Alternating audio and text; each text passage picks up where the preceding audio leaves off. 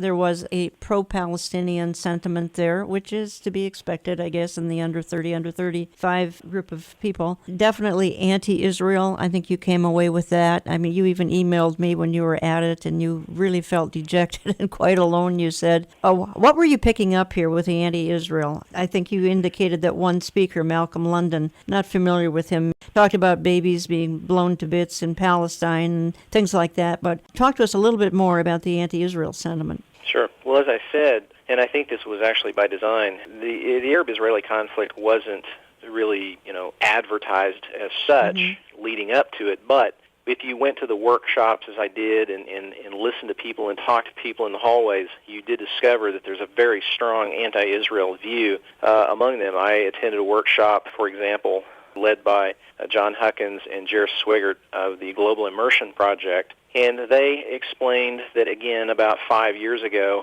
they connected in Jerusalem with Glenn Stassen and David Gushee, who are very strong anti-Christian Zionists. They were mentored by these men, and now they, in turn, lead student delegations to Israel, what they call Israel-Palestine.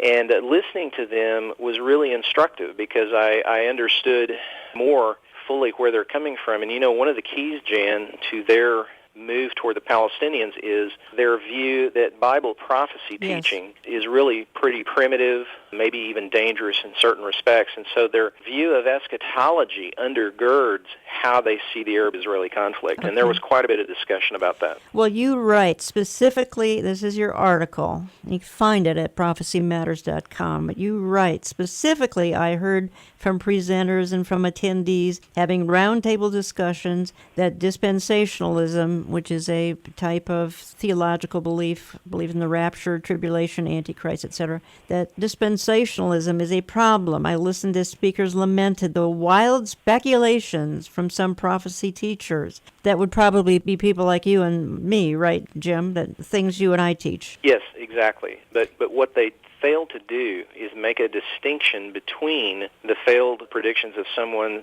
like a Harold Camping. And Harold Camping is an easy target. He's the poster boy for wrong thinking on prophecy. They failed to make the distinction that if a prophecy teacher somewhere makes a mistake, that's different than the Bible making a mistake. Mm-hmm. They sort of lump it all together and leave listeners with the impression that Bible prophecy is simply a silly distraction at best and dangerous in its thinking at worst because, according to them, people like us actually help influence American foreign policy, especially in the Middle East, which I find absurd, but incredibly, that gains traction with our audiences. Okay, you make a reference in what you write to Relevant magazine publisher Cameron Strang. What is the reference to him? And people are going to read your article and they're going to wonder, what is this all about?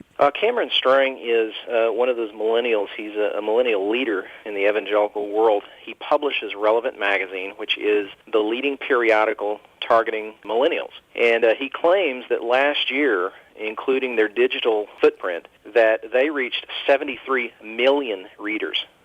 That's alarming to me because where Relevant talks about Bible prophecy in its pages, it's always in a mocking tone. Where they talk about Israel, it's always in a demonizing tone. And so this was the perfect venue for Cameron Strang to be. He was there, of course. He tweeted a photo of himself embracing Cornel West and that sort of thing. Cameron Strang, for various reasons, has decided to take a left-leaning tilt on the Arab-Israeli conflict, and he uses his media platform to promote the Palestinian view. So, because you say, you're referring to the whole crowd, you say for them Israel is an occupier, her Christian Zionist supporters are rigid, angry obstacles to peace. Well, is Cornel West not rigid and angry and an obstacle to sound thinking? I mean, they don't seem to connect those dots, do they? No, they don't, and you raise a really important point because the one thing missing here for millennials is critical thinking. Mm-hmm. If someone tells you something, tells you that they love their enemy and love their brother at the same time, you need to also pay attention to what else they're saying, what they're doing, their associations. And the truth is, with this crowd, it doesn't add up to true nonviolent peacemaking. It adds up to a very skewed left-leaning view of these issues, and yet again, as I said, younger audiences don't seem to pick up on that. So critical thinking is not really part of the mix. They simply Yeah. accept wholesale what they're being told. They don't seem to understand that if they're taking on a tour to Israel, quote, Palestine, that they're going to hear what their handlers want them to hear, and their handlers are going to be connected to the PLO.